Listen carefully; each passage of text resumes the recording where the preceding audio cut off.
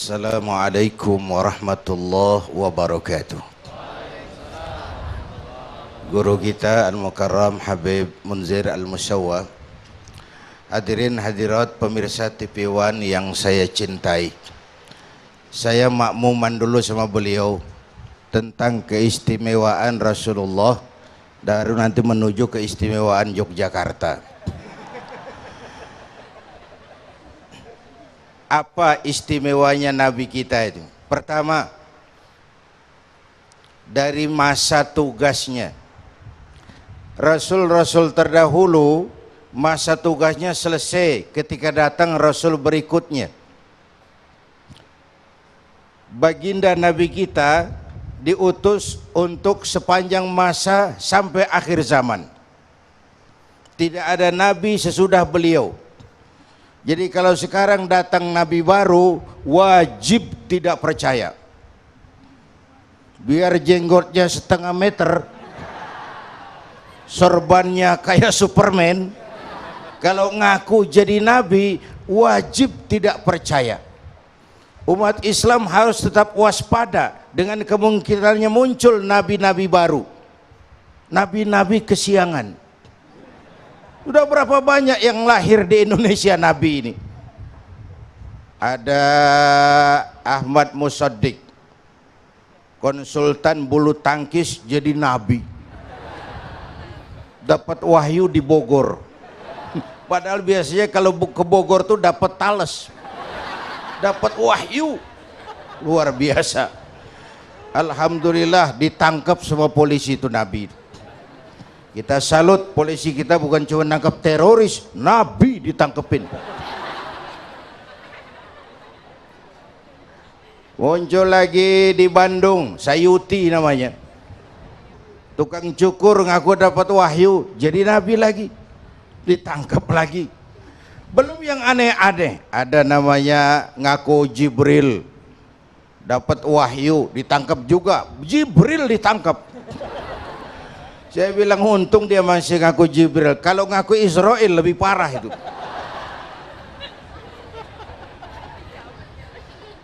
Nabi kita istimewa, nabi terakhir, tidak ada nabi sesudah beliau. Masa tugas. Yang kedua, sifat pengutusan. Nabi-nabi terdahulu hanya umat tertentu saja. Nabi Hud kepada kaum Ad, Nabi Saleh kepada kaum Samud, Nabi Syuaib kepada kaum Madian, Nabi Yunus kepada kaum umat-umat tertentu, Nabi Lut kepada kaum Sodom di daerah Garzagar yang penduduknya berbuat maksiat dengan melakukan hubungan antar laki, yang disebut pengikutnya disebut sodomi, asal dari kata Sodom itu. Diturunkan gempa yang dahsyat buat mereka. Saudara, yang ketiga ini syafaat. Saya jujur nih, ngomong jujur, artinya ngomong antar kita. Saya Zainuddin MZ ini kalau mengharap masuk surga dengan amal yang saya kerjakan sendiri, rasa-rasanya tipis harapan. Benar, dosa saya banyak, ibadah saya sedikit. Dengan sesedikit itu mau menggapai surga yang begitu nikmat, kok murah amat surga. Terus saya baca sejarah, Nabi Adam dosanya satu, makan buah khuldi, dikeluarin dari surga. Nabi Adam dosanya satu, dikeluarin dari surga. Kita dosanya banyak, pengen masuk. Ini gak nyambung nih, gak nyambung. Untung Allah Tuhan kita bukan Tuhan pendendam. Allah Tuhan kita Tuhan yang rahmah, Tuhan yang maha pengampun. Hai manusia, dosamu banyak tapi ampunanku lebih banyak. Hai manusia, dosamu besar tapi rahmatku jauh lebih besar. Kau jalan menujuku, aku lari menyambutmu. Kau nangis di hadapanku, aku senyum melihatmu. Penuh langit dengan dosamu, kemudian kamu menyesal dan bertaubat, Allah pasti akan menerima taubatmu. Saudara-saudara, nanti itu di akhirat. Udah pernah ke akhirat? Sama. Di akhirat itu kan tiap orang sibuk dengan persoalannya masing-masing. Di sidang di hadapan Qadhi Rabbul Jalil, pengadilan yang benar-benar adil. Kalau di sini kan banyak pengadilan tapi sulit keadilan. Di sini ini keadilan mahal. Kita rakyat kecil kalau mau laporan kehilangan ayam itu kudu jual kambing supaya laporannya diurus. Nanti sudah diurus, pengen menang di pengadilan, itu mesti jual sapi. Gara-gara laporan ayam hilang, kambing dijual, sapi hilang. Itu harga keadilan. Di mahsyar, keadilan seadil-adilnya di hadapan Qadhi Rabbul Jalil, Allah Subhanahu wa Ta'ala. Saat itu terus terang tiap orang bingung. Kita mau diadilin nih, nyari bantuan yuk. Kemana? Kemana ke LBH ke? Kemana ke? Sekelompok datang kepada Nabi Adam. Ya Adam, Tuhan bapak moyang manusia, kami mau adili, tolong kami. Kata Adam, saya juga ribet. Pernah makan buah khuldi, masing-masing aja dah. Sama Nabi Nuh kali dia bisa nolongin. Berangkat ke Nabi Nuh, Nabi Nuh tolong kami Nuh. Kata Nuh, ora iso mas. Rombongan Jawa Tengah ini. Masing-masing aja aku kayak mumet lagi. Coba Nabi Ibrahim, beliau Khalilullah, kasih Allah, mungkin bisa tolong. Kata Nabi Ibrahim, sulit tuh, saya seumur hidup pernah 3 kali bohong, saya harus tanggung jawab di hadapan Allah. Nabi Ibrahim seumur hidup 3 kali bohong, bingung. Kita sehari 16 kali bohong, nyengir aja nyengir, gak ada bingung-bingungnya. Padahal bingungnya Nabi Ibrahim, bohongnya Nabi Ibrahim, bohong yang benar, itu masih bingung. Dikala itulah Allah Subhanahu wa Ta'ala memberikan izin kepada baginda Rasulullah sallallahu alaihi wasallam untuk berkenan memberikan syafaatnya. Cuma yang namanya syafaat itu ibarat sarung, itu namanya nambel. Kain saya sobek, ditambel. Salat saya kurang, sedekah saya kurang, ada campur riya, puasa kita enggak ikhlas, itu kita harap ditambal pakai syafaat. Kalau punya kain. Kalau nggak punya kain, jidat yang mau ditambal. Tanggung jawab kita sebagai umat yang istimewa itu apa? Kau ditampilkan di tengah masyarakat manusia, menegakkan yang ma'ruf, mencegah yang munkar atas dasar iman kepada Allah Subhanahu. Ini tanggung jawab kita sebagai umat yang istimewa.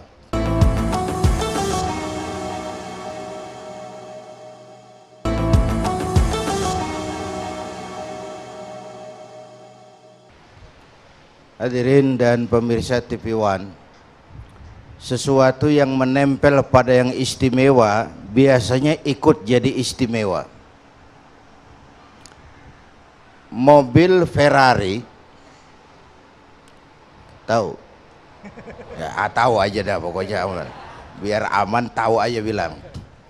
Disebut istimewa. Apanya sih yang istimewa? Ya mobilnya. Mobil itu apa? Ya peleknya istimewa, mesinnya istimewa, teknologi yang dipakainya istimewa, maka dia disebut istimewa. Nah, baginda Nabi, sungguh pun beliau istimewa pada sisi pribadinya sendiri. Beliau orang yang rendah hati, tidak sombong dengan keistimewaan yang diberikan Allah kepada beliau. Malah Allah menuntun, qul innama ana basyarum mislukum. Katakan kepada mereka, wahai Muhammad, aku manusia kayak kamu. Jangan tempatkan dirimu di atas yang lain. Keistimewaan harusnya memberikan sikap kerendahan hati, enggak melonjak menjadi angkuh dan sombong. Coba kita kaji. Orang yang paling bersih hatinya Rasulullah. Orang yang paling baik akhlaknya Rasulullah. Orang yang bahkan sudah dapat jaminan ampun atas segala dosa Rasulullah. Tapi Rasulullah kalau sholat malam bengkak kakinya karena rajin sujud. Saya tahu di sini juga banyak yang kakinya bengkak. Cuman apa urusannya itu soal lain. Saudara, yang saya maksud, Kalau beliau istimewa, maka umatnya juga umat yang istimewa. Bahkan ada dua buku kecil, yang satu judulnya Khasaisul Mustafa, keistimewaan Rasul. Yang kedua judulnya Khasaisu Ummatil Muhammadiyah, keistimewaan umat Muhammad. Yang satu Rasulnya, yang satu umatnya. Kalau Rasulnya istimewa, jelas umatnya juga istimewa. Nah, keistimewaan ini bukan kebanggaan. Itu bukan kebanggaan, tapi tanggung jawab. Apa tanggung jawabnya? Kuntum khairu ummatin ukhrijat linnas. Kamu ini umat terbaik yang ditampilkan di tengah masyarakat manusia. Kamu ini umat yang istimewa ditampilkan di tengah masyarakat manusia. Kita ini umat yang diistimewakan. Apa istimewanya? Saya sampaikan dua aja. Pertama, umat-umat terdahulu itu diberikan syariat yang pas-pasan. Ini agama, nggak mau, ini bencana. Coba baca sejarah. Umatnya Nabi Hud, ini agama, nggak mau, bencana turun. Umat Nabi Nuh, ini agama, nggak mau, banjir. Umat Nabi Soleh, ini agama, nggak mau, gempa bumi. Itu syariatnya syariat beletak beleneng. Agama, nggak mau, azab. Nah, syariat yang diturunkan kepada kita syariat rahmatan lil alamin. Bagaimanapun kurang ajarnya umat, bencana nggak turun spontan di dunia. Abu Jahal, Abu Lahab kan mbahnya kurang ajar, tapi nggak disambar geledek. Enggak. Kalau Israel coba lihat tuh, begitu kurang ajar sama nabinya, macam-macam bencana turun. Ada yang dikutuk jadi monyet. Qulna lahum kunu qiradatan khashiin. Ada yang ditenggelamin di Laut Merah, dikirimin berbagai macam penyakit. Kalau agama ditolak, bencana turun kontan. Tuh, istimewa umat kita. Umat Nabi Muhammad ini bencana besarnya nggak di sini. Itu yang pertama, keistimewaan umat. Yang kedua, walaupun kita ini umat belakangan, itu bakal dihisab di padang mahsyar paling dulu. Masuk surga paling dulu ketimbang umat-umat yang lain. Dan kalau mampir ke neraka juga ya resiko. Masa mau enaknya doang. Walaupun menurut abjad kita umat belakangan, di akhirat bakal dihisab paling dulu. Makanya yang pada keluar tuh goblok, dia kagak ngerti. Nanti belakangan dipanggilnya di akhirat. Ribet urusannya. Jadi jangan keluar. Kalau keluar belakangan. Saudara-saudara, tanggung jawab kita sebagai umat yang istimewa itu apa? Kau ditampilkan di tengah masyarakat manusia, menegakkan yang ma'ruf, mencegah yang munkar atas dasar iman kepada Allah Subhanahu wa Ta'ala. Ini tanggung jawab kita sebagai umat yang istimewa. Kaitannya dengan bencana tadi. Ada ayat Quran bilang, "Wa ma kana Allahu mu'azzibahum wa hum yastaghfirun." Allah tidak akan turunkan bencana selagi di tengah mereka masih banyak orang-orang yang istighfar. Kalau bahasa saya dengan guru kita Habib Munzir tempo hari, gunung, laut, angin, air itu cuma makhluk. Makhluk tunduk kepada yang bikin, yaitu Khalik. Maka itu baik-baik sama yang bikin air supaya datangnya sesuai kebutuhan. Baik-baik sama yang bikin angin supaya niupnya jangan kenceng-kenceng. Baik-baik sama yang bikin gunung supaya meletusnya pelan-pelan. Baik-baiknya bagaimana? Iyyaka na'budu wa iyyaka nasta'in. Mereka membunuh para nabi dengan alasan yang tidak benar. Membunuh fisik itu zaman dulu, membunuh para nabi. Zaman kita sekarang nggak ada nabi, ajarannya yang kita bunuh, sunnahnya kita tinggalkan, akhlak mulianya kita kubur. Kita tidak lagi bercermin kepada kehidupan baginda Nabi, tapi bercermin kepada yang lain.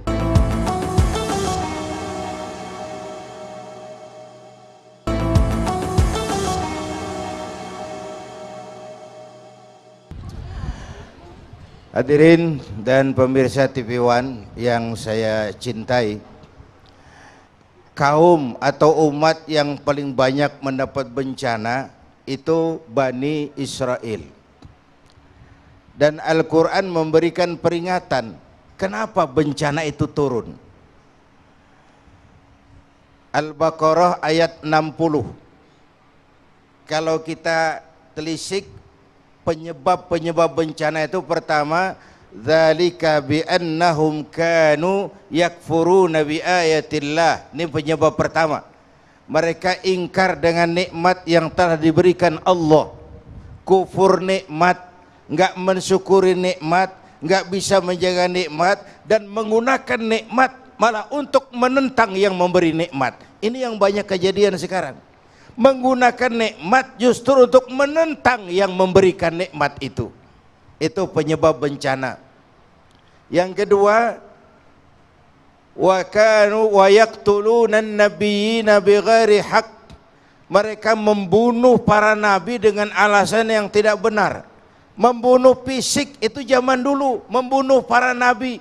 Zaman kita sekarang enggak ada nabi, ajarannya yang kita bunuh. Sunnahnya kita tinggalkan, akhlak mulianya kita kubur. Kita tidak lagi bercermin kepada kehidupan baginda Nabi, tapi bercermin kepada yang lain. Ini juga membunuh Nabi tanpa alasan yang benar. Itu yang kedua. Yang ketiga, zalika bima asau, perbuatan maksiat yang merajalela. Terjadi penjungkiran nilai. Yang benar dianggap salah, yang salah disanjung-sanjung. Wa kanu ya'tadun, dan akibat perbuatan mereka yang terlalu melampaui batas. Hadirin yang saya muliakan, oleh karena itu dalam kaitan kita akan menyambut 1 Muharram, amalan yang paling utama di bulan Muharram ini, pertama puasa sunnah, sangat dianjurkan. Yang kedua, siapa yang diberikan keluasan rezeki oleh Allah di bulan Muharram ini, dekat dan bersahabatlah dengan anak-anak yatim. Santuni mereka. Sebab kata Nabi, ana wa kafilul yatim kahataini yaumal qiyamah. Aku dan orang yang mau menanggung beban anak yatim, maknanya kafil, nanggung beban, punya empati, bayar beasiswanya, cukupi kebutuhan hidupnya, karena mereka anak-anak kita juga. Orang yang mau menanggung beban yatim seperti 2 jari ini di hari akhirat dengan aku. Kalau ingin di akhirat dekat dengan Nabi, maka di dunia dekatlah dengan anak-anak yatim. Yang ketiga, saudara-saudara, memperbanyak istighfar. So hampir semua Nabi dan Rasul punya kaitan dengan Muharram. Kalau Muharram sebagai awal tahun baru, mulai dihitung sejak zaman Khalifah Umar ibn al-Khattab. Tapi Muharram sebagai bulan masuk Arba'atun Hurum. Hampir semua Nabi punya kaitan dengan bulan Muharram. Allah terima taubatnya Nabi Adam bulan Muharram. Setelah sujud 40 tahun, riwayat Imam Abi Dawud membaca Rabbana zalamna anfusana wa illam taghfir lana wa tarhamna lanakunanna minal. Itu bacaan boleh banyak diamalkan di bulan Muharram. Itu taubatnya Nabi Adam. Allah selamatkan Nabi Yunus dari perut ikan, itu juga bulan Muharram. Di perut ikan Nun itulah Nabi Yunus sujud membaca istighfar yang intinya sama dengan istighfarnya Nabi Adam. Cuma beda redaksi. La ilaha illa anta subhanaka inni kuntu minadh zalimin. Itu istighfarnya Nabi Yunus. Allah selamatkan Ibrahim dari bakaran Raja Namrud di bulan Muharram. Allah selamatkan Musa dari kejaran Fir'aun dalam peristiwa Laut Merah, itu pun di bulan Muharram. Allah keluarkan Nabi Yusuf dari penjara setelah 7 tahun mendekam dalam penjara karena fitnah, itu pun di bulan Muharram. Saudara-saudara, di bulan ini dianjurkan memperbanyak istighfar. Boleh istighfarnya Sayyidul Istighfar, agak panjang memang. Boleh istighfarnya Nabi Adam tadi. Boleh istighfarnya Nabi Yunus. Boleh istighfar yang paling pendek sekedar astagfirullah, astagfirullah, astagfirullah. Boleh. Wah, tergantung. Nabi kita itu dosanya udah diampunin, tapi istighfarnya sehari 100 kali. Wa fi riwayatin sab'ina marrah, 70 kali. Andai kata 100 saja yang pendek-pendek itu nggak lama kok. Dan dicicil boleh, Bu. 100 sehari. Dicicil, Bu. Habis sembahyang subuh, astagfirullah, astagfirullah, astagfirullah, 20. Boleh, ntar siang sembari masak di dapur tuh, sembari bikin sambal, astagfirullah, astagfirullah, 20. Boleh. Malam sambil nidurin anak, astagfirullah, astagfirullah, astagfirullah, 20. Anaknya tidur, bapaknya, astagfirullah. Umpamanya, ini umpamanya.